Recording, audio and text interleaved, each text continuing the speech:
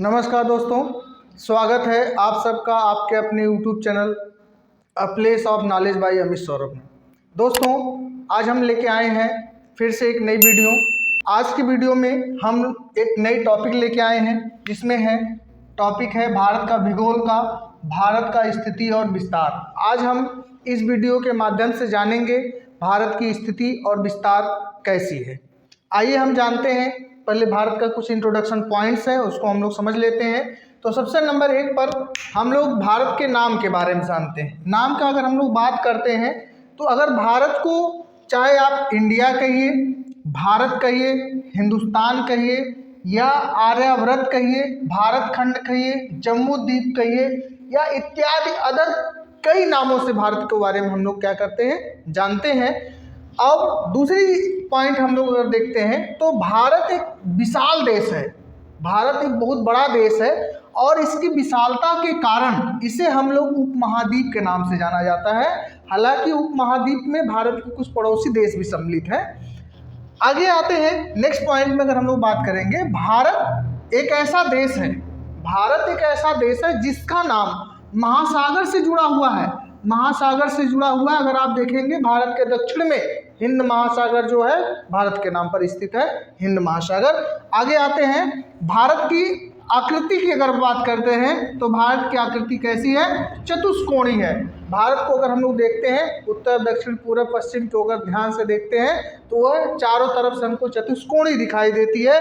अगला पॉइंट में हम लोग समझते हैं, भारत अक्षांश और देशांतर के दृष्टि से अगर आपको मालूम हो तो पृथ्वी पर अगर हम लोग देखते हैं, अगर हम लोग पृथ्वी पर देखें तो यहाँ पर उत्तरी और यहाँ दक्षिणी, इधर में पूर्व और इधर में क्या है, पश्चिम है। अगर भारत की स्थिति देखते हैं तो उत्तरी और पूर्वी गोलार्ध में स्थित है। तो भारत की स्थिति जो है उत्तरी और पूर्वी गोलार्ध में स्थित है। आगे है नेक्स्ट पॉइंट है, भारत का क्षेत्रफल की बात करते हैं। तो भारत के क्षेत्रफल की बात करते हैं तो 32,87,263 वर्ग किलोमीटर जो क्षेत्र है भारत का कुल क्षेत्रफल है। और उस क्षेत्रफल की दृष्टि से यह भारत जो है विश्व का 7वां देश है। अगर देखिए बात किया जाए विश्व के सबसे बड़े देश की बात किया जाए तो विश्व का सबसे बड़ा देश जो है रूस है और भारत जो है विश्व का 7वां देश है। हम लोग बात कर रहे थे क्षेत्रफल के बारे में। तो भारत का कुल क्षेत्रफल 32,87,263 वर्ग किलोमीटर है। यह विश्व का 7वां सबसे बड़ा देश है, जिसमें हमने आपको बताया कि रूस जो है विश्व का सबसे बड़ा देश है क्षेत्रफल की दृष्टि से। अगर हम लोग बात भारत के क्षेत्रफल की कुल एरिया कितने प्रतिशत घेरा हुआ है तो भारत का जो कुल क्षेत्रफल है वह पृथ्वी का लगभग 2.42% पूरा क्षेत्रफल क्या हुआ, घेरा हुआ है। अगर जनसंख्या की बात करते हैं अगर हम लोग तो जनसंख्या विश्व का सबसे अधिक जो है चीन की है और दूसरे नंबर पर भारत की है। तो अगर देखा जाए जनसंख्या की दृष्टि से तो विश्व की सबसे अधिक जनसंख्या चीन की और विश्व में भारत का जो स्थान है वो दूसरा स्थान है। और पूरे विश्व की जनसंख्या का 17.5% जनसंख्या जो है वो भारत में निवास करती है। ये 2011 की जनगणना के अनुसार है। अगर भविष्य में हो सकता है फिर जनगणना हो तो घट बढ़ भी सकती है। जो आंकड़े हैं 2011 के अनुसार है कि 17.5% जो क्षेत्र है वो भारत में जनसंख्या जो है वो भारत में निवास करती है। आइए हम लोग इसकी स्थिति के बारे में समझते हैं। तो ये भारत का मैप है, आप लोग पता ही है। भारत के मैप में हम लोग बात करते हैं तो देखिए इधर साइड में है आपका नॉर्थ है और इधर में आपका दक्षिण है और इस साइड में आपका पूरब है और इस साइड में आपका पश्चिम है। तो आइए हम लोग एक एक पॉइंट करके देखते हैं। जैसे मैंने आपको बताया कि भारत की स्थिति जो है उत्तरी पूर्वी गोलार्ध में स्थित है। तो हम लोग सबसे पहले एक चीज़ समझिएगा कि यहाँ से अगर हम लोग देखते हैं कि यह पॉइंट अक्षांश है और दक्षिण में अक्षांश पॉइंट है। तो हम लोग बात करेंगे कि भारत जो है अक्षांश पर किस पॉइंट से किस पॉइंट के बीच में है और देशांतर पर किस पॉइंट से किस पॉइंट के बीच में है। तो अगर हम लोग देखें तो शुरुआत करते हैं सबसे दक्षिण में। अगर हम लोग बात करते हैं तो दक्षिण में एक पॉइंट है आपका जिसको हम लोग कहते हैं 8 डिग्री 4 मिनट। क्या कहते हैं? 8 डिग्री 4 मिनट। यहाँ से समझ लीजिए कि इसको 8 डिग्री 4 मिनट कहते हैं। ये सबसे दक्षिणी बिंदु है और इसको हम लोग इंदिरा पॉइंट या पिगमेलियन बिंदु के नाम से जानते हैं, जो अंडमान निकोबार के ग्रेट निकोबार में स्थित है। अंडमान निकोबार जो द्वीप समूह है उसके ग्रेट निकोबार में आपका दक्षिणी बिंदु जो है 8 डिग्री 4 मिनट जो है स्थित है। और उत्तर की बिंदु की बात करेंगे तो उत्तरी बिंदु जो है ये पूरा हिस्सा जम्मू कश्मीर था। हालांकि अब जम्मू कश्मीर और लद्दाख अलग अलग हो गए हैं, तो आपका जो दक्षिणी बिंदु पड़ता है वो आपके इस समय फिलहाल में लद्दाख में है और इसकी स्थिति जो है 37 डिग्री और 6 मिनट है, जिसमें इंदिरा कॉल, इस पॉइंट का नाम जो है इंदिरा कॉल है।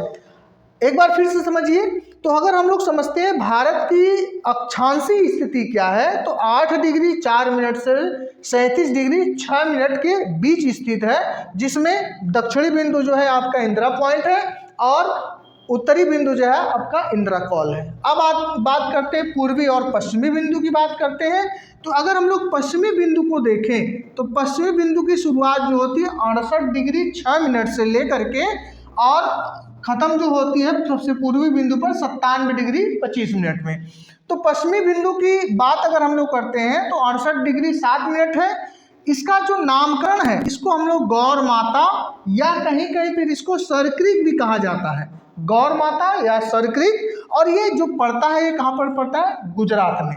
अब यहाँ से हम लोग आगे की तरफ चलेंगे तो सबसे पूर्व में पहुँचते हैं। तो पूर्वी बिंदु जो है इसका जो है 97 डिग्री 25 मिनट है इसकी देशांतरी स्थिति। और इसको इस पॉइंट का जो नामकरण किया गया किबिथु या वलांगू, किबिथु या वलांगू, ये जो स्थित है आपके अरुणाचल प्रदेश में। तो एक बार फिर से समझ लीजिए, आपका पश्चिमी बिंदु जो है गौर माता या सरक्रीक 68 डिग्री 7 मिनट से स्टार्ट होकर के 97 डिग्री 25 मिनट, ये आपका पूर्वी बिंदु जिसको हम लोग किबिथु या वलांगू कहते हैं, अरुणाचल प्रदेश में स्थित है।